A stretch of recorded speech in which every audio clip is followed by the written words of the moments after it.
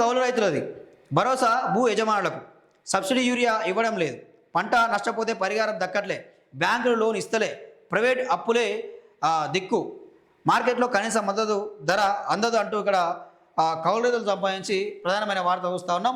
So Revanth Reddy కౌలు రైతులకు కూడా మేము డబ్బులు ఇస్తామని చెప్పిండు.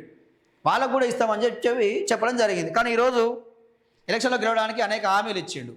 సో ఇచ్చే పరిస్థితులు లేడు. వాళ్ళకు కూడా వాస్తవానికి ఎంతో కొంత సాయం చేయాల్సిన అవసరం అయితే ఉన్నది. ఎందుకంటే వాళ్ళు భూ యజమానులు కాదు. వాళ్ళు వేరొకరి దగ్గర భూమి కాలు తీసుకొని పంట పండించుకోవడం జరుగుతూ ఉంటుంది. సో ఇక్కడ వాళ్ళకి సకాలంలో యూరియా అందక, అక్కడ బ్యాంకు నుంచి లోన్లు రాక వాళ్ళు అప్పులు తెచ్చి వ్యవసాయం చేసుకునే పరిస్థితి ఉన్నది. కాబట్టి ప్రభుత్వం వాళ్ళని కూడా ఆదుకోవాల్సిన అవసరం అయితే ఈరోజు ఉన్నది. సో రైతు బంధు విషయంలో పట్టా ఉంటేనే, పాస్బుక్ ఉంటేనే రైతు బంధు పడే అవకాశం ఉంటుంది. లేకపోతే మాత్రం పడే అవకాశం అయితే ఉండదు. సో కౌలు రైతులను మరి ఎట్లా కాపాడుకుంటుంది ఈ ప్రభుత్వం? రేవంత్ రెడ్డి ఎలక్షన్లో హామీ ఇచ్చాడు, కౌలు రైతులు కూడా మేము కాపాడుకుంటాం, వాళ్ళకు కూడా రైతు బంధు ఇస్తామని చెప్పిన రేవంత్ రెడ్డి ఉన్న రైతు బంధుకే గ్రామం పెడతా ఉన్నాడు. ఇక ఉన్న రైతు బంధు ఇచ్చే పరిస్థితిలో లేదు. పోనీ కనీసం మద్దతు ధర ఇస్తారా అంటే అది కూడా లేదు. మద్దతు ధర ఇచ్చే పరిస్థితి కూడా లేదు.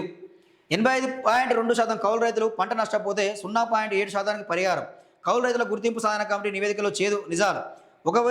1816 మంది కౌలు రైతులను సర్వే చేసిన కమిటీ గుర్తింపు కార్డులు ఇచ్చి వారిని ఆదుకోవాలని సూచన అంటూ చూస్తూ ఉన్నాం. సో వాస్తవానికి కూడా వాళ్ళు ఆదుకోవాల్సిన పరిస్థితి అయితే ఉంది. ఎందుకంటే వాళ్ళకు వ్యవసాయం ద్వారా మద్దతు ధర ఇవ్వక నష్టపోతున్నారు.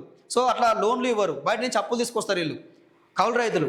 దాంతోపాటు ఇక్కడ బ్యాంకులు లోన్లు ఇవ్వవు. సో ఇవన్నీ జరుగుతూ ఉన్నాయి. కాబట్టి ప్రభుత్వం వాళ్ళని ఆదుకోవాలని కోరడం జరుగుతూ ఉన్నది. సో వాస్తవానికి కూడా కౌలు రైతులు చాలా ఇబ్బందులు పడుతూ ఉన్నారు.